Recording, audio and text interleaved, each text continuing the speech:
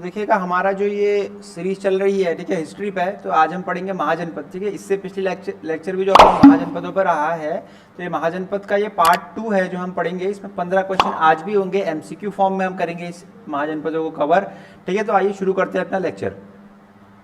तो देखिए पहला सवाल है आपका, नंद वंश के संस्थापक कौन थे? नंद वंश के संस्थापक कौन थे, आपका सवाल रहा नंद वंश के संस्थापक, पहला सवाल।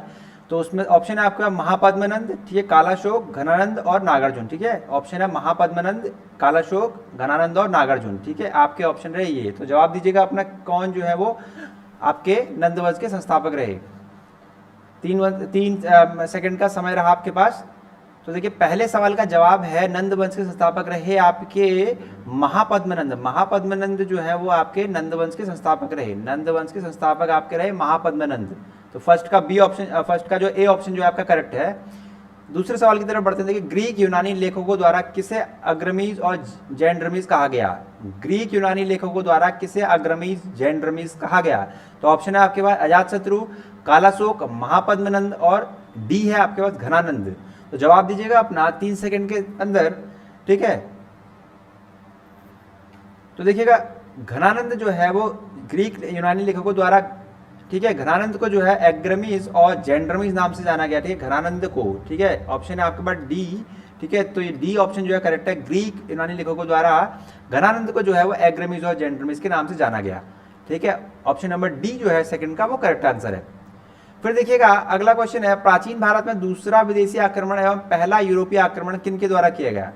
ठीक है, प्राचीन भारत में दूसरा विदेशी आक्रमण एवं पहला यूरोपीय आक्रमण, दूसरा विदेशी आक्रमण एवं पहला यूरोपीय आक्रमण किनके द्वारा किया गया?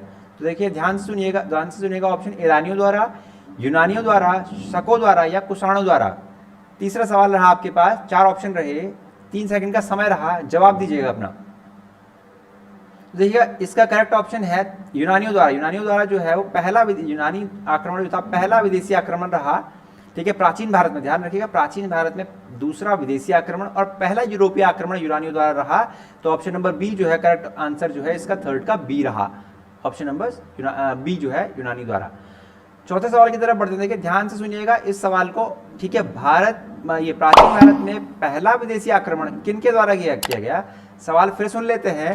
प्राचीन भारत में पहला विदेशी आक्रमण किनके द्वारा किया गया? तो ऑप्शन है आपके पास ईरानियों द्वारा, यूनानियों द्वारा, शकों द्वारा या कुषाणों द्वारा, ठीक है। पिछले सवाल से जुड़ता हुआ थोड़ा लिंक्ड लग रहा है लेकिन भिन्न है, ठीक है। तो जवाब दीजिएगा अपना।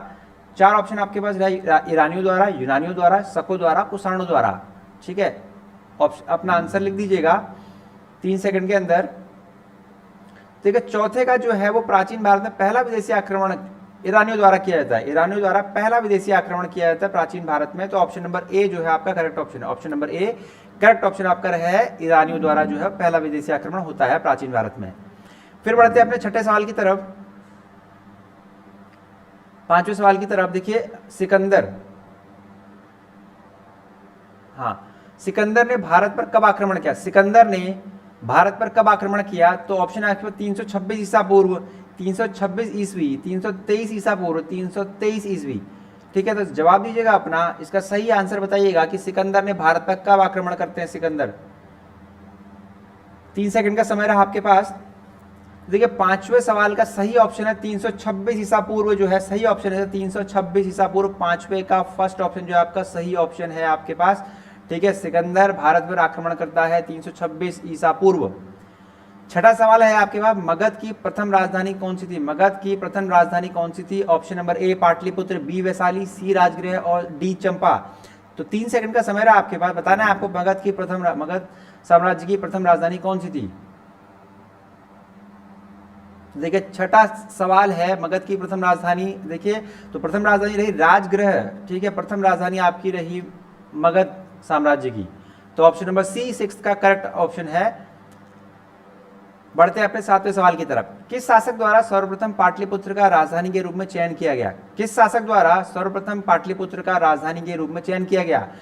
ऑप्शन है आपके पास अजातशत्रु द्वारा, बी है कालाशोक द्वारा, सी है आपका उदयन द्वारा और डी है आपके कनिष्क द्वारा। तो किस शासक द्वारा बताइएगा कि सर्वप्रथम पाटलिपुत्र को राजधानी के रूप में चयन किया गया? 7th का करेक्ट ऑप्शन बताइएगा। 3 सेकंड का समय आपके पास रहा, लॉक इन कीजिए अपने आंसर को। देखिए उदायीन द्वारा जो है सर्वप्रथम पाटलिपुत्र को राजधानी के रूप में चयन किया गया। उदायीन द्वारा ऑप्शन नंबर सी जो है इसका करेक्ट ऑप्शन है। 7th का ऑप्शन नंबर सी जो है करेक्ट ऑप्शन है। उदायीन द्वारा पहली बार जो है पाटलिपुत्र को राजधानी बनाया जाता है।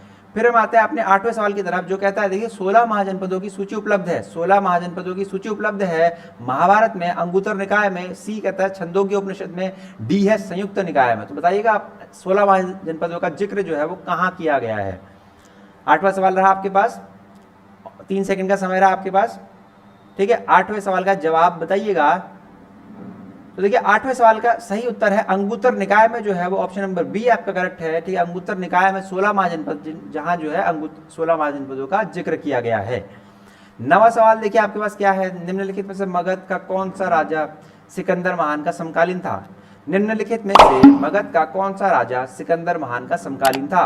ऑप्शन नंबर ए है महापद्मानंद, बी है घनानंद, सी है सुकल्प, डी है चंद्रगुप्त मौर्य। जवाब दीजिएगा अपना 3 सेकंड के अंदर। तो देखिए घनानंद जो है करेक्ट आंसर है। देखिए ऑप्शन नंबर बी जो है करेक्ट आंसर है। निम्नलिखित में से कौन सा राजा सिकंदर महान का समकालीन था। तो सिकंदर महान के समकालीन कौन रहे, घनानंद जो है वो आपके सिकंदर महान के समकालीन थे। 10वें सवाल की तरफ बढ़ते हैं। देखिएगा प्रथम मगध साम्राज्य का उत्कर्ष किस सदी में हुआ था। प्रथम मगध साम्राज्य का उत्कर्ष किस सदी में हुआ था। तो देखिए चौथी सदी ईसा पूर्व, छठी सदी ईसा पूर्व, सी कहता है दूसरी सदी ईसा पूर्व, डी है पहली सदी ईसा पूर्व। जवाब बताइएगा 3 सेकंड के अंदर। तो 10वें सवाल का सही जवाब है आपके पास छठी सदी ईसा पूर्व। छठी सदी ईसा पूर्व, जिसका मतलब कि बी जो बी है करेक्ट ऑप्शन है। बी जो है करेक्ट ऑप्शन है 10th सवाल का 10वें सवाल का सही आंसर है छठी सदी ईसा पूर्व। चलते हैं 11वें सवाल की तरफ। अभिलेखीय साक्ष्य से प्रकट होता है कि नंद राजा के आदेश से एक नहर खोदी गई थी। अभिलेखीय साक्ष्य से प्रकट होता है कि नंद राजा के आदेश से एक नहर खोदी गई थी। तो देखिए कहाँ खोदी गई थी वो आपको बतानी है। नंद राजा के आदेश से नहर खोदी गई तो कहाँ जो है वो खोदी जाती है, अंग में, ठीक है, वंग में, कलिंग में या मगध में। 11वां सवाल रहा आपके पास, बताना आपको कि अभिलेखीय साक्ष्य प्रकट करते हैं नंद राजा के आदेश से एक नहर खोदी गई थी। तो कहाँ खोदी गई थी आपको बताना है। तो आंसर है आपके पास कलिंग में खोदी गई थी, ठीक है। आपके नहर जो खोदी गई थी नंद राजा के आदेश पे वो कलिंग में खोदी गई थी। 11वें का तीसरा ऑप्शन जो है वो सी ऑप्शन जो है करेक्ट है। 12वां सवाल कहता है देखिए पहला ईरानी शासक जिसने भारत के कुछ भाग को अपने अधीन किया था। पहला ईरानी शासक जिसने भारत के कुछ भाग को अपने अधीन किया था तो साइरस, कोम्बिसस, डेरियस या जेरसिस, ठीक है। सही जवाब बताइएगा क्या है इसका। तो 12th का सही है, 12वें सवाल का सही आंसर है डेरियस जो है। डेरियस ने जो है वो कुछ भाग को भारत के, ठीक है, कुछ अपने अधीन किया था। ईरानी शासक था ये, ठीक है, और इसको भारत के कुछ भाग को अपने अधीन किया था। तो ऑप्शन नंबर सी जो है 12वें का सही आंसर रहा। 13वां सवाल है देखिए मगध के राजा अजातशत्रु का सदैव किस गणराज्य के साथ युद्ध रहा। ठीक है, फिर सवाल को दोहराते हैं। मगध के राजा अजातशत्रु का सदैव किस गणराज्य के साथ युद्ध रहा। सवाल है आपके पास, आंसर है आपके पास वैशाली, पंचाल, दोनों के साथ या किसी के साथ भी नहीं। ठीक है, 13वां सवाल रहा, सही जवाब बताइएगा 3 सेकंड के अंदर। तो ये वैशाली के साथ जो है वो अजातशत्रु का हमेशा जो है वो युद्ध रहा। ठीक है, वैशाली, ठीक है, वैशाली में के साथ जो है अजातशत्रु का हमेशा युद्ध रहा। ठीक, गणराज्य था ये, ठीक। तो 13वें का फर्स्ट ऑप्शन जो है करेक्ट है, ए जो है वैशाली सही जवाब रहा है इसका। चौथा सवाल है आपके पास, 14वां सवाल है आपके पास, माफ कीजिएगा। नंद वंश का अंतिम सम्राट कौन था। नंद वंश का अंतिम सम्राट कौन था। तो ऑप्शन नंबर ए है महापद्मनंद, बी है घनानंद, सी है कालाशोक और डी है आपके पास इनमें से कोई नहीं। नंद वंश का अंतिम सम्राट कौन था। नंद वंश का अंतिम सम्राट, ठीक है, बताइएगा 3 सेकंड के अंदर अपना जवाब। तो 14वें का सही जवाब रहा आपके पास घनानंद जो है नंद वंश का अंतिम सम्राट था। घनानंद जो है वो नंद वंश का अंतिम सम्राट रहा। तो ऑप्शन नंबर बी जो है 14वें का सही आंसर रहा। 15वें सवाल की तरफ बढ़ते हैं। देखिए भारत में सिक्कों मुद्रा का प्रचलन कब हुआ था। भारत में सिक्कों मुद्रों का प्रचलन कब हुआ था। ठीक है, तो आपके पास आंसर है अशोक के शासनकाल में, कनिष्क के शासनकाल में, 600 ईस्वी पूर्व में, ठीक है, 300 ईस्वी पूर्व में। तो सही जवाब आपका रहा, 3 सेकंड के अंदर दीजिएगा आप। ठीक है, 15वां सवाल अंतिम सवाल, ठीक है, सी ऑप्शन जो है 600 ईस्वी पूर्व में जो है हमें दिखता है कि हमें जो है वो सिक्कों का, ठीक है, मुद्रा का प्रचलन जो है हमें दिखता है 600 ईस्वी पूर्व में। 600 ईस्वी पूर्व में जो है हमें दिखता है पहली बार जो है वो सिक्कों व मुद्राओं का प्रचलन हमें दिखता है। यहाँ पर हमारे 15 सवाल जो है महाजनपदों पर कंप्लीट हो जाते हैं। अपना स्कोर कार्ड जो है आप अपने कमेंट बॉक्स में लिख सकते हैं। ठीक है, मिलते हैं आपको नेक्स्ट लेक्चर में कि किसी एक इतिहास के एक नए टॉपिक के साथ MCQ फॉर्म में। धन्यवाद दोस्तों।